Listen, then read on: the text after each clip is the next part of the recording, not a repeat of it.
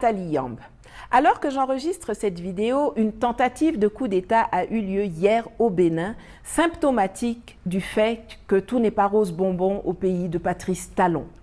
L'ignorance et la négligence de la situation de nos frères d'armes tombés au fond et surtout celle de leurs familles abandonnées à leur trahison par la politique de M. Patrice Talon, malgré les multiples promesses relayées en grand pompe sur les médias. Elle fait suite à un autre renversement qui s'est déroulé en Guinée-Bissau il y a 10 jours. A Restauração de Segurança Nacional e Ordem Pública acaba de assumir plenitude dos poderes do Estado da República da Guiné-Bissau. Alors, puisqu'ils sont revenus à la mode et qu'il paraît que j'ai une certaine compétence en la matière, si l'on en croit mes ennemis, je vais vous faire aujourd'hui une cartographie des coups d'État. Et j'espère qu'après avoir regardé cette chronique, vous serez à même de pouvoir vous-même identifier la catégorie dans laquelle placer le prochain qui ne manquera pas d'arriver, vu comment ils sont redevenus tendance. Aller de façon très méthodique. C'est quoi un coup d'État? Eh bien, chaque fois que l'ordre constitutionnel est violé, on parle de coup d'État. J'ai pu en identifier 4 catégories.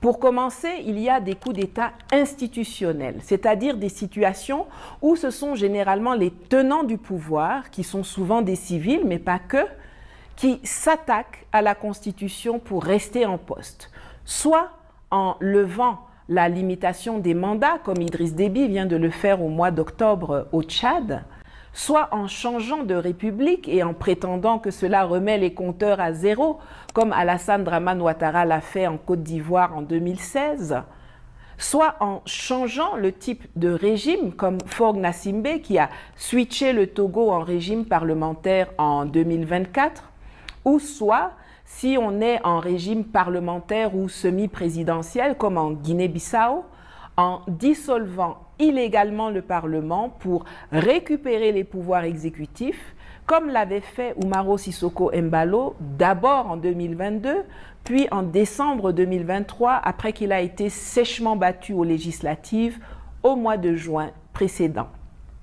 Je ne peux pas terminer cette catégorie sans évoquer le coup d'État institutionnel perpétré par Patrice Talon le 15 novembre dernier, grâce auquel il va pouvoir rester au pouvoir tout en faisant semblant de partir.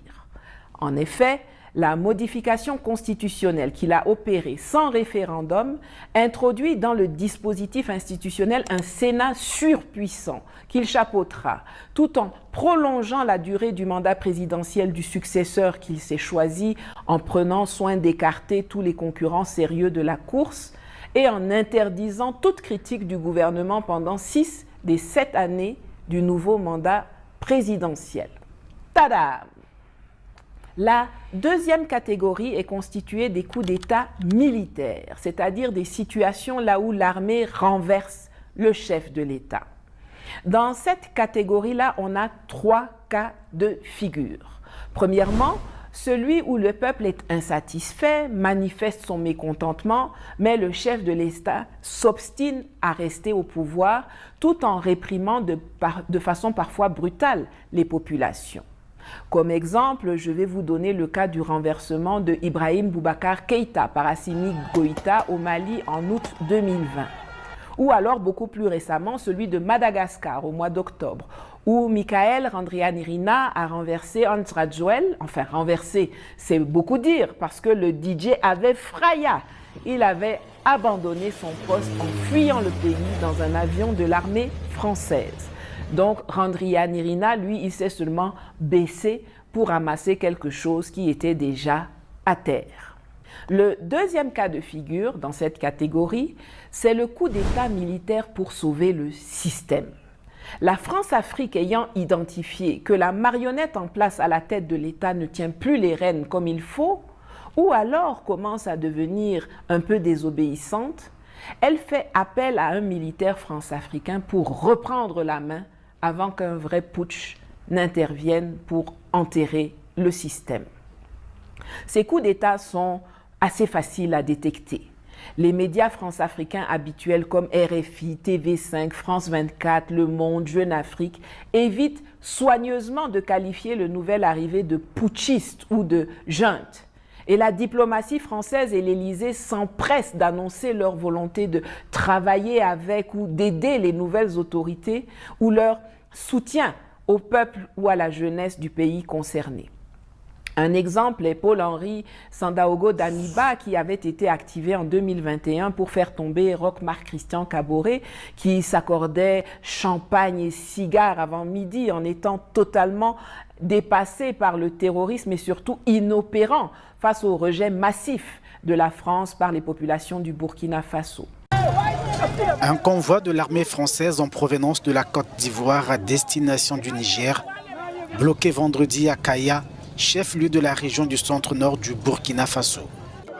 Des milliers de personnes ont décidé de barrer sa route à l'appel de la coalition des patriotes du Burkina Faso afin de protester contre l'insécurité galopante dans le pays. Malgré les accords signés avec la France, le convoi suscite des interrogations. Comme nous le savons, la manœuvre a rapidement avorté. Du côté de l'Afrique centrale, on a l'exemple flamboyant de Brice Clotaire Oligui Nguema au Gabon, qui a été activé en août 2023 en plein processus électoral pour remplacer le cousin Ali Make Noise Bongo, devenu assez rétif avant d'être légumisé par un AVC. En effet, il avait eu le toupet de rejoindre le Commonwealth et envisageait même de permettre à la Chine d'avoir une base navale à Libreville. Sacrilège. À côté de ça, sa femme Sylvia et son fiston Nourdine, en vrai braqueur de grand chemin, s'étaient de facto substitués à lui aux grandes dames des populations dont la colère grondait de plus en plus. Exit donc Ali, place au danseur Oligui, l'homme qui ramène le Gabon aux plus grandes heures de la France-Afrique. En tout état de cause, c'est le système Bongo qui continue. Également, je n'exclus pas totalement que le coup d'État à Madagascar soit aussi à classer dans ce cas de figure. Oui, il peut y avoir des intersections entre les catégories et les sous-groupes. Le fait que le Conseil constitutionnel et le Parlement n'aient pas été dissous, que le Premier ministre de Radzoel ait été reconduit dans ses fonctions, indique clairement que l'ancien système demeure fermement en poste. Ça ne veut pas dire que Randrianirina est forcément un Damiba ou un Oligui. Mais je rappelle que le Conseil présidentiel pour la refondation de Madagascar est composé de 5 colonels. Et il serait intéressant d'évaluer l'attachement à la France et au système des 4 autres qui sont tapis dans l'ombre et qui bénéficient tous les 4 de la préséance, des droits et privilèges de chef d'État au même titre que Randrianirina. Restez concentrés. J'ai failli oublier, mais on a aussi le général Mamadi Doumbouya. Lui, il a l'avantage d'être carrément français, marié à son officier traitant qui est elle aussi une militaire française. Parce que si Doumbouya avait été aidé dans son putsch de septembre 2021 par des copains américains qui voyaient d'un très mauvais œil le papy Alpha Condé dealer les mines avec les Chinois et se rapprocher de Poutine, à la fin, c'est Paris qui a bien tiré son épingle du jeu et voilà, abracadabra, les militaires français implantés en Guinée-Conakry. Sékou Touré, paix à ton âme. Enfin, le troisième cas de figure dans la catégorie des coups d'État militaires est celui où l'armée intervient pour sauver le pays.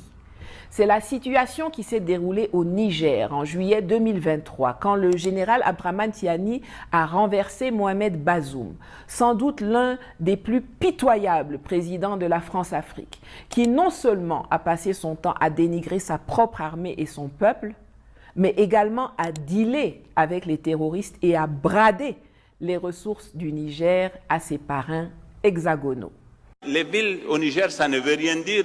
Des villes comme Zender, des villes comme Maradi, les gens ont un comportement des gens de la brousse. C'est Niamey seulement qui peut être considéré comme une ville parce qu'il y a une composante qui a pris conscience de ce phénomène et qui a tendance à avoir un comportement contrôlé. La France n'a pas des intérêts particuliers au Niger. Les entreprises françaises n'existe pratiquement pas au Niger. On va nous parler de l'uranium. Oui, ce que je veux qu'on sache, c'est 2000 tonnes d'uranium, d'uranate par an, ce n'est absolument rien. La France s'approvisionne au Kazakhstan, elle s'approvisionne au Canada. Elle peut se passer de l'uranium du Niger.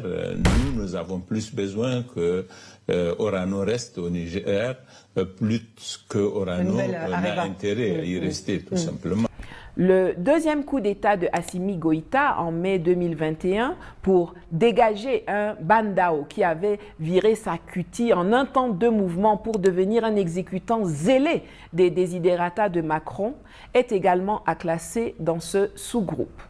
Le dernier exemple, et non le moindre, c'est le coup d'État de septembre 2022 du capitaine Ibrahim Traoré pour renverser le pantin france-africain Damiba. Les deux derniers sont particulièrement mignons parce qu'il s'agit de coup d'État dans coup d'État. Ces renversements au Niger, au Mali, au Burkina ont tous les trois permis de remettre les pays sur la voie de la souveraineté et de l'émancipation. Ce sont donc des coups d'État salvateurs qui ont mis en place des processus révolutionnaires et dignes. Après les putschs institutionnels et militaires, voici la troisième catégorie. Quand le peuple se soulève et réussit à mettre en déroute le chef de l'État sans l'aide de militaires ni d'acteurs politiques civils. L'exemple parfait est ce qui s'est passé au Burkina Faso en 2014, qui a conduit à l'évacuation par l'armée française, toujours elle, du tyran et assassin Blaise Compaoré, qui a fini sur les bords de la lagune ébriée à Abidjan, comme tous les déchets politiques de la France-Afrique et les terroristes de la sous-région. Mais comme les constitutions prévoient que le peuple est souverain et qu'il est difficile de parler de coup d'État dès lors que le souverain décide d'exercer lui-même son pouvoir, nous allons plutôt dire qu'il s'agit ici de révolution. Enfin, la dernière catégorie, c'est l'auto-putsch, la situation où le tenant du pouvoir organise un coup d'État contre lui-même. Oui, ça existe. Et c'est même ce à quoi nous venons d'assister en Guinée-Bissau. Quel est l'intérêt d'un autoputsch? Pour avoir une réponse complète, il faudrait poser la question à Umaro Sissoko Embalo, le nouveau migrant qui est passé par le Sénégal avant d'aller chez son papa Sassou Nguesso à Brazzaville avant de continuer sur le Maroc. C'est lui l'auteur, compositeur, producteur, réalisateur, acteur de ce modèle un peu particulier de coup d'État qui est assez facile à identifier. C'est le pseudo renversé lui-même qui appelle toutes les rédactions des médias france-africains pour leur annoncer qu'il a fait l'objet d'un coup d'État avant même que les putschistes n'aient pris la parole. Et alors que lui peut continuer de téléphoner à la terre entière, les putschistes dont le chef est le grand ami de Embalo qui faisait encore campagne avec lui quelques jours plus tôt, se dépêchent de faire arrêter les opposants et de suspendre le processus électoral, c'est-à-dire l'annonce des résultats qui consacrait une défaite assez sèche du président sorti. Embalo avait déjà annoncé les couleurs en 2025. Même s'il ne retournait pas au palais, il ne permettrait jamais que les Domingos et compagnie ou des candidats soutenus par eux prennent sa place. Or, Da Costa est soutenu par Domingos. Un autre élément confirmant l'autoputsch est la réaction française et celle de la CEDEAO. Le silence d'Emmanuel Macron, le grand ami de Embalo, est très parlant. Vous vous souvenez de son agitation et de ses cris d'orfraie quand Bazoum a été renversé? Or ici, nous sommes dans le motus et bouche cousue. Chut. Lui et ses valets de la CEDEAO n'ont pas menacé d'intervenir militairement ni mobiliser des troupes à cet effet. Les comptes de la Guinée-Bissau n'ont pas été saisis à la Banque centrale des États de l'Afrique de l'Ouest ou au Trésor français. Les transactions avec Bissau n'ont pas été interdites. Aucun embargo sur l'électricité, les médicaments, les produits de première nécessité, ni aucune fermeture de frontières n'ont été décrétées. Tout va pour le mieux dans le meilleur des mondes.